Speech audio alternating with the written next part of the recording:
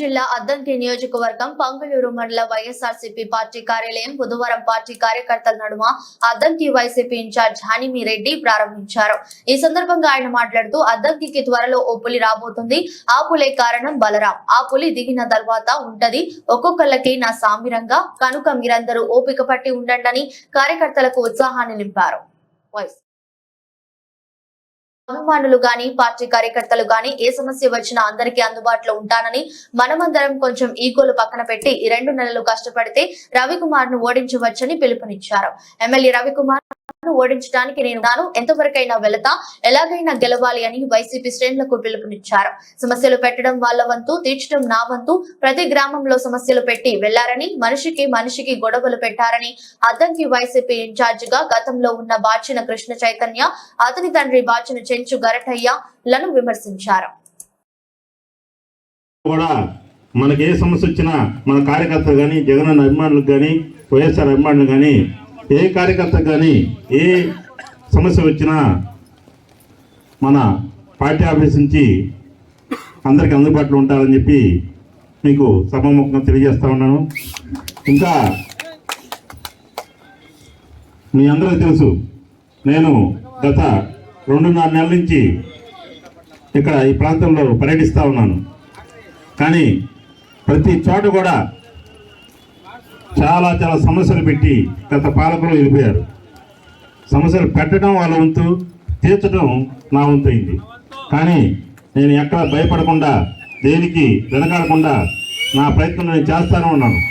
మనుషులు బాగుండాలి కానీ ఈ గొడవల తగాదులతోటి ఎవరు ఏం సాధించే పరిస్థితి ఉండదని చెప్పి మీ అందరూ తెలియజేస్తా ఉన్నాను. కానీ ఎలక్షన్ తొందరలో ఉన్నాయి కాబట్టి కొంచెం మనం అందరం కూడా చిన్న ఈగోలు కానీ కొంచెం పక్కన పెట్టి మనం ముందుకెళ్ళినట్టయితే ఖచ్చితంగా ఇక్కడ అతను కొట్టి తీర్తారని చెప్పి మీ అందరికీ కలిసి తెలియజేస్తా ఉన్నాను. బాగా నన్ను కొంచెం అర్థం చేసుకుంటే చాలు. మీరు అందరూ కూడా నా దగ్గర ఈగోలకు పోయి పంచాయతీలు పెట్టుకొని అలాంటివి కాకుండా, నా మీద అలగకుండా నన్ను ఏం కాబట్టి అడిగి చేపించుకోండి. అలగద్దు, ఇంకోటి అలగకుండా, బెదిరించకుండా, బ్లాక్ మెయిల్ చేయకుండా, ఈ విధంగా నా చేత ఎంత పని మీరు ప్రేమతో ఎంత పని చేర్చుకోగలుగుతాం మా దగ్గర. కానీ బెదిరింపులు ఇలాంటివి చేస్తే నాకు ఇరిటేషన్ అక్కడే స్టార్ట్ అవుతుంది నాకు. కాబట్టి ఇవన్నీ ఏం లేకుండా చిన్నవి ఉన్నాయి, సమస్యలు ఏమో అనట్లేదు. అయితే గత పాలకులు ఏం చేశారో, ఏ విధంగా చేశారో నాకైతే తెలియదు. కానీ ఆ టైప్ చేసే మెంటాలిటీ కాదు, అలాంటి వ్యక్తినే కాదు నేను. ఎందుకంటే మనిషి తోడు ఉండాలని చెప్పి కోరుకునేవాడిని నేను. కానీ మనిషికి గొడవ పెట్టారు ఇక్కడ ఈ ప్రాంతంలో. గతంలో చూసినట్లయితే ఎందుకు ఆ విధంగా చేశారో, వాళ్ళకి అది ఏ విధంగా ఉపయోగపడుతుందో నాకైతే తెలియట్లేదు. సరే, వాళ్ళ కర్మానాలు పోయారు, వాళ్ళ పాపనాలు పోయారు. కానీ దేవుడు ఉన్నాడు, అన్నిటికీ దేవుడు సక్రమంగానే చూస్తాడు. దేని వదిలిపెట్టాడు. మనం తప్పు చేస్తే దేవుడు ఖచ్చితంగా మనం శిక్షించిన తర్వాతే మనం చంపేస్తాడు. మనం శిక్షించుకున్న ఏం చంపాడు గుర్తుపెట్టుకుని అందరూ కూడా. నేను అనుభవించింది ఇదంతా కూడా. కాబట్టి తప్పు చేయాలంటే భయం వేసేది. ఎందుకంటే ఖచ్చితంగా ఇలాంటి పాపాలు తగులుతాయని చెప్పి నేను తప్పు చేయాలంటే భయపడతాను. ఇంకా మీరందరూ చూస్తూ ఉంటే నేను రాబోయే ఎలక్షన్స్లో మనం అసెంబ్లీ తరఫున నేను పోటీ చేస్తూ ఉన్నాను. పార్లమెంట్ తరఫున నందిగం సురేష్ గారు పోటీ చేస్తూ ఉన్నారు. తొందరలో సురేష్ గారు కూడా వస్తారు. కాబట్టి మనందరం కూడా కలిసి మన అసెంబ్లీ అభ్యర్థిని, పార్లమెంట్ అభ్యర్థిని భారీ మెజార్టీతో గెలిపించాలని చెప్పి మీ అందరూ కోరుతా ఉన్నాను. ఎందుకంటే గవర్నమెంట్ జగన్మోహన్ రెడ్డి గారు సీఎం అవటం ఎన్ని సర్వే ప్రకారం చూస్తున్నా కానీ జగన్మోహన్ రెడ్డి గారు అందరి స్థాయిలో ఉన్నారని చెప్పి మీ అందరూ తెలియజేస్తా ఉన్నాను. కానీ మీ అందరికి ఒక్క విన్నపం ఏంటంటే, ఇక నేను కొత్త కాబట్టి నాకు ఏ ఊర్లో ఏంటి అనేది తెలుసుకోవడానికి టైం పడతా ఉంది. కాబట్టి చాలా వరకు తెలుసుకుంటున్నాను. కానీ ఇంకా కష్టపడి ఏం చేసినా సరే ఇక్కడ మాత్రం కొట్టేదానికి నేను సిద్ధంగా ఉన్నానని చెప్పి మీ అందరూ తెలియజేస్తా ఉన్నాను.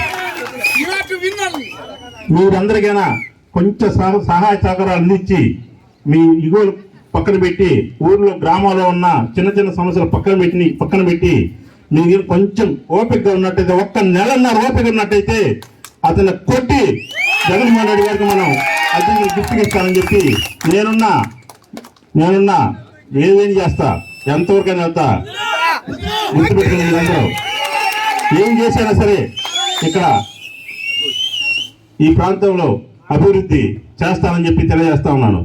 ఇక్కడ చూస్తా ఉంటే చాలా ఏరియాల్లో రోడ్లు కొంచెం డ్యామేజ్లు ఉన్నాయి, పెద్ద డ్యామేజ్లు ఉన్నాయి.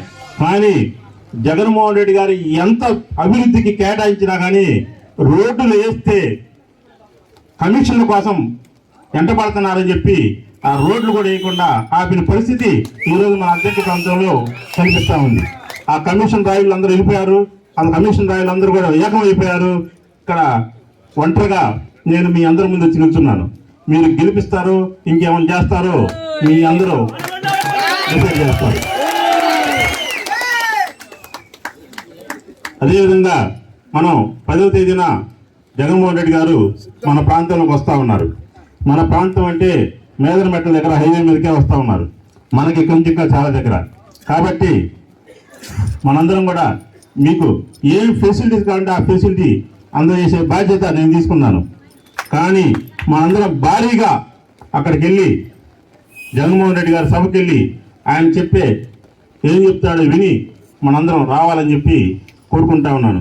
ఇంకోటి చెప్తున్నా, సిద్ధం సభ లాంటి సభ మన అద్దంకి ప్రాంతంలో జరగటం నిజంగా మన అద్దంకి ప్రజల అదృష్టం అని చెప్పి నేను తెలియజేస్తా ఉన్నాను. ఎందుకంటే ఇదే సభ తిరుపతి దగ్గర నుంచి మన దగ్గరకు వస్తున్నారు. ఇదే సభ తిరుపతిలో పెట్టినట్టయితే మనందరం బస్సుల్లోనూ ఏదో ఒక రకంగా అక్కడికి వెళ్ళాలంటే ఎన్ని సమస్యలు ఎన్ని బాధలు పడాల్సి వచ్చేదో మీరు ఒకసారి ఆలోచించండి. కానీ సభ మన ఇంట్లోకి వచ్చింది, మన ఇంట్లో జరుగుతూ ఉంది, మన ప్రాంతంలో జరుగుతూ ఉంది. కాబట్టి మనందరం కూడా ఆ రోజున ఆ సభను జయప్రదం చేయాల్సిన బాధ్యత మనందరం మీద ఉంది. ఇంకా చెప్పాలంటే ఆ సభ